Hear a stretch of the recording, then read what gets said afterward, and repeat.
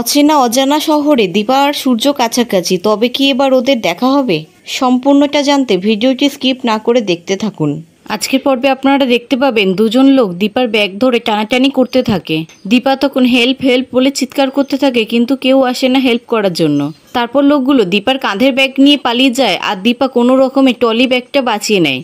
তারপর দীপা বসে বসে কাঁদতে থাকে আর দেখে তখন সেখানে সোনা রূপা এসেছে আর বলছে, আমাদের মা কি এইরকম? আমাদের মা এত সহজে হেরে গেল? তখন দীপা বলে, না, তোদের মা ঠিক পারবে, দেখিস তোরা, তোদের মা ঠিক পারবে। তোদেরকে দেওয়া কথা তোদের মা ঠিক রাখতে পারবে। তখনই আরেকটি লোক এসে দীপার গলা চেনটা ধরে টানতে থাকে। তখন দীপা লোকটিকে ঠেলে ফেলে সেখান থেকে ছুটে পালায়। তারপর দীপা একটি জায়গায় আসে আর দেখে সেখানে বিগ বং অ্যাপেটাইট বলে লেখা আছে। তখন দীপা বলে, বাঙালি রেস্টুরেন্ট, তার মানে এখানে নিশ্চয়ই বাঙালি কেউ থাকবে, এক বাঙালি আরেক বাঙালিকে নিশ্চয়ই দেখবে। তারপর দীপা সেখানে ঢোকে আর দেখে সেখানে ক্লোজ বলে লেখা আছে। তখন দীপা বলে, এটা তো ক্লোজ, এখন আমি কি করব, কোথায় যাব? তখন দীপা একটি বেঞ্চ দেখতে পায় আর বেঞ্চের মধ্যে গিয়ে বসে পড়ে আর বলে, আজ রাতটা মনে হয় আমাকে এখানেই কাটাতে হবে। এই বলে দীপা বেঞ্চের মধ্যে মাথা নিচু করে বসে পড়ে। আর তখনই সেখানে সূর্য আসে আর রেস্টুরেন্টে দরজা দেখে বাইরে থেকে ক্লোজ লেখা। তখন সূর্য বলে, এই বাবা, ক্লোজ হয়ে গেল, এবার আমি সোনামাকে কি কৈফিয়ত দেব? ও তো বলেছিল ওর জন্য কড়াইশুটির কচুরি নিয়ে যেতে। সোনামা, তুই বলেছিস তোর মায়ের হাতের রান্না তুই মিস করিস, আমি জানি তুই তোর মাকেও খুব মিস করিস। তুই একবার বল সোনামা, আমি তোকে আকাশের চাঁদটাও এনে দিতে পারবো, কিন্তু রান্নায় তোর মায়ের মতন হাতের স্বাদ আমি কি করে আনবো? তারপর সূর্য দীপাকে দেখে একটি বেঞ্চের মধ্যে মাথা নিচু করে বসে আছে। তখন সূর্য সামনে যায় আর বলে, এই মহিলাটি কে? এইভাবে বেঞ্চের মধ্যে বসে আছে, উনি কি কোনো অসুবিধায় পড়েছে নাকি? একবার যাব, গিয়ে দেখব। না থাক, যাব না, ওনাকে আর ডিস্টার্ব করব না। এই বলে সূর্য গাড়িতে উঠতে যাবে আর তখন দীপার কথা মনে পড়ে আর বলে, আজ এত বছর পর তোমার কথা এত কেন মনে হচ্ছে দীপা? মনে হচ্ছে তুমি আমার খুব কাছেই আছো, কিন্তু আমি তোমাকে দেখতে পাচ্ছি না, তোমাকে খুঁজে পাচ্ছি না। লোকে বলে এই পৃথিবীটা নাকি খুব ছোট, সহজে কোনো মানুষ হারিয়ে যেতে পারে না, কিন্তু আমি তোমাকে খুঁজে পাচ্ছি না কেন দীপা? তুমি কোথায় হারিয়ে গেলে? আজ তোমার কথা এত কেন মনে হচ্ছে? তাহলে কি আমাদের দেখা হবে? এই বলে সূর্য গাড়ি করে সেখান থেকে চলে যায়। অন্যদিকে সকালবেলায় সূর্যর সাথে একটি বয়স্ক মহিলার ধাক্কা লাগে। তারপর সূর্য বয়স্ক মহিলাটিকে তুলে বলে, আপনি ঠিক আছেন তো? আপনার লাগেনি তো? তখন বয়স্ক মহিলাটি বলে, না বাবা, আমার লাগেনি। জানো তো বাবা, ভগবান আমার চোখ দেয়নি, আমি অন্ধ, কিন্তু আমি অনেক কিছু বুঝতে পারি। কালকে রাতে তোমারই মতন একজনের সাথে আমার দেখা হয়েছিল, সেও আমাকে অনেক উপকার করেছে। আমার কি মনে হয় বলো তো বাবা, ওর সাথে তোমার কোনো রিশতা আছে। তখন সূর্য বলে, মাজি আপনি কি বলছেন? আমি কিছু বুঝতে পারছি না। তখন মহিলাটি বলে, ভগবান তোমার সব ইচ্ছা পূরণ করুক বেটা। এই বলে মহিলাটি সেখান থেকে চলে যায়। তখন সূর্য বলে, হার খোয়াইস, আমার তো সব ইচ্ছা সব খুশি তোমাদেরকেই ঘিরে দীপা। আমার সব খুশি সব আনন্দ শুধু তোমাকে আর রূপামাকে ঘিরে। তোমাদেরকে এখনও আমি খুব মিস করি।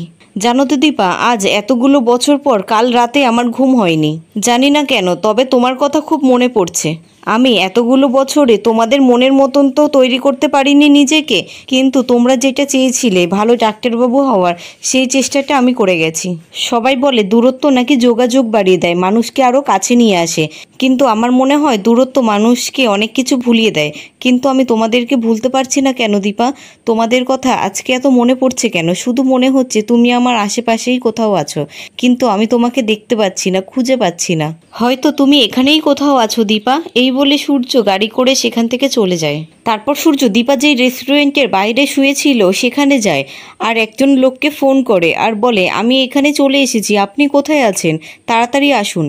তখনই গাছ থেকে সূর্যর মাথায় কিছু ফুল পড়ে আর সূর্য ফুলটা ছুঁড়ে দেয়। তারপর সেই ফুলটা দীপার গায়ে গিয়ে পড়ে আর দীপার ঘুম ভেঙে যায়। তারপর সূর্য ফোনে কথা বলতে বলতে সেখান থেকে চলে যায় আর দীপা উঠে দেখে দীপার গায়ে একটি ফুল পড়ে আছে। আর দীপা তখন সূর্যর কথা মনে পড়ে আর বলে, ডাক্তারবাবু, আজকে আপনার কথা খুব মনে পড়ছে। আমার কেন মনে হচ্ছে আপনি আমার খুব কাছেই আছেন? কেন বারবার আপনার আমার আশেপাশে থাকার আভাস পাচ্ছি আমি তো একা, আমার সাথে কেউ নেই। না, এবার আর ভয় পেলে চলবে না, আমাকে সাহস জোগাড় করতে হবে। এই বলে দীপা উঠে বসে আর তখনই সেখানকার সিকিউরিটি গার্ড আসে আর বলে, আপনি এখানে কি করছেন? যান, এখান থেকে চলে যান। তখন দীপা বলে, হ্যাঁ আমি চলে যাচ্ছি, একটু জল হবে? তখন সিকিউরিটি গার্ডটা বলে, হ্যাঁ দিচ্ছি। তারপর সিকিউরিটি গার্ডটা দীপার হাতে একটি বোতল দেয় আর বলে, এই জলের দাম 80 টাকা। তখন দীপা বলে, এই জলটার দাম 80 টাকা? তখন গার্ডটা বলে, হ্যাঁ, আমি 2 ঘন্টা লাইনে দাঁড়িয়ে এই জলটা পেয়েছি, এখানে ফ্রিতে কেউ ভিক্ষাও দেয় না, আর আমি আপনাকে জল দেব? যান যান, এখান থেকে চলে যান, সময় নষ্ট করবেন না। তারপর দীপা সেখান থেকে চলে যায় আর একটি কল দেখতে পায়। তখন দীপা ছুটে আসে কলের কাছে আর দেখে কলে জল নেই। তখন দীপা বলে, এ বাবা, এই কলের মধ্যে তো জল পড়ছে না, এখন আমি কি করি? তখন একটি বাচ্চা মেয়ে এসে বলে, ও আন্টি, এই কলে তো এখন জল পড়বে না, জল সেই 3টের সময় আসবে। তখন দীপা সোনা আর সূর্যর কথা চিন্তা করতে থাকে আর বলে, ঠাকুর, এই আমার নতুন জীবন, এই আমার নতুন করে বাঁচা। এই বলে দীপা কাঁদতে থাকে। তারপর বলে, লড়াইয়ে যখন নেমেছি লড়াই করেই বাঁচতে হবে, হেরে গেলে চলবে না, লড়াই করতেই হবে।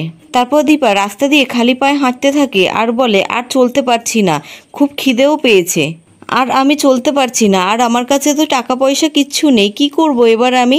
তখন দীপা দেখে একটি ইভেন্টের মধ্যে একটি লোক দুজনকে বলছে, আমি 3জন আদমির টাকা দিয়েছিলাম আর এখানে তোমরা 2জন এসেছো, আমি এখন কোনো টাকা পয়সাও দিতে পারবো না, যেটা অ্যাডভান্স করেছি সেটা ফেরত দাও। তখন জোকা সেজে থাকা 2টো লোক বলে, সেঠজি, এই কাজটা করতে না পারলে আমাদের খুব ক্ষতি হয়ে যাবে, আর আমাদের সাথে যেই মেয়েটি ছিল সেই মেয়েটার মার তবিয়ত খারাপ হয়ে গেছে বলে সে গ্রামে চলে গেছে, ওই জন্য সে আসতে পারেনি। তখন লোকটি বলে, আমি কিচ্ছু জানি না, আমার পুরো টাকা ফেরত চাই। তখন দীপা বলে, আমাকে কিছু একটা করতেই হবে, আমি জল আর খাবার না খেলে মরেই যাব। তখন দীপা লোকটিকে বলে, সেঠজি, আমাকে কই কাম দিজিয়ে না, আমার একটা কাজের খুব দরকার, প্লিজ স্যার।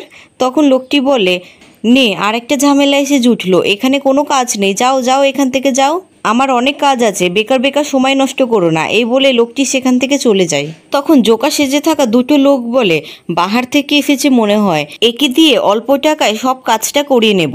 তারপর জোকা সেজে থাকা 2টো লোক দীপাকে বলে, বেহেনজি, শুনিয়ে না, আমাদের কাছে একটা কাম আছে, আপনি করবেন? তখন দীপা বলে, হ্যাঁ, কি কাজ? তখন লোক 2টো বলে, কিছুই না, একটু গান গাইতে হবে আর একটু নাচ করতে হবে, আমরা সবাই তো নাচ করব, এখানে কিছুই করতে হবে না, শুধু বাচ্চারা তার বাবা মাদের সাথে আসবে, তাদের হাতে বেলুন আর লজেন্স দিতে হবে। তখন দীপা মনে মনে বলে, গান অবধি তো ঠিক ছিল, কিন্তু নাচ, কিন্তু বেঁচে থাকার জন্য আমাকে তো কিছু একটা করতেই হবে। তখন দীপা লোকগুলোকে বলে, আমি রাজি আছি। তখন লোকগুলো বলে, ঠিক আছে, তাহলে আসুন আমাদের সাথে। তারপর দীপা লোকগুলোর সাথে ভিতরে যায় আর অনেক বাচ্চাদের সাথে নাচ করতে থাকে আর গান করতে থাকে। তখন সেখানকার সেটজি এসে দীপার হাতে একটি বক্স দেয় আর বলে, এইগুলো সব বাচ্চাদের মধ্যে ভাগ করে দাও।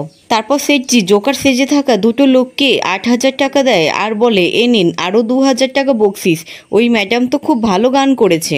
এই বলে সেটজি সেখান থেকে চলে যায়। তখন জোকা সেজে থাকা 2টো লোক দীপাকে ডাকে আর 500 টাকা দীপার হাতে দেয়। তখন দীপা বলে, থ্যাংক ইউ দাদা, থ্যাংক ইউ।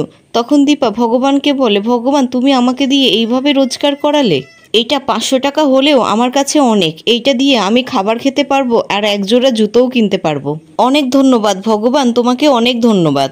তারপর দীপা বাইরে এসে দেখে ফুটপাতের মধ্যে অনেকগুলো জুতো বিক্রি হচ্ছে। তখন দীপা বলে, এই জুতোটার দাম কত? তখন লোকটি বলে, ওই জুতোটার দাম 500 টাকা। তখন দীপা বলে, ঠিক আছে দাদা, লাগবে না। তখন লোকটি বলে, আপনি কত দেবেন? 400 টাকাই দিয়ে দিন। তখন দীপা বলে, না দাদা, লাগবে না। এই বলে দীপা চলে যেতে যায়। তখন লোকটি বলে, ঠিক আছে দিদি, আপনিই বলুন কত দেবেন। তখন দীপা বলে, 250। তখন লোকটি বলে, মানে? তখন দীপা বলে, 250। তখন লোকটি বলে, এত কম দামে কি করে হবে? তখন দীপা বলে, তাহলে ঠিক আছে দাদা, লাগবে না। তখন লোকটি বলে, ঠিক আছে দিদি, আপনি আর 50 টাকা বাড়িয়ে দেবেন, তাহলে আপনারও কিছু থাকবে আর আমারও কিছু থাকবে। তখন দীপা বলে, ঠিক আছে, দিয়ে দিন। তারপর দীপা জুতোটা পরে আর বলে, যেই ভাগ্য আমার জুতো ছিঁড়ে দিয়েছিল সেই ভাগ্যই আবার নতুন জুতো কেনার টাকাও জোগাড় করে দিল।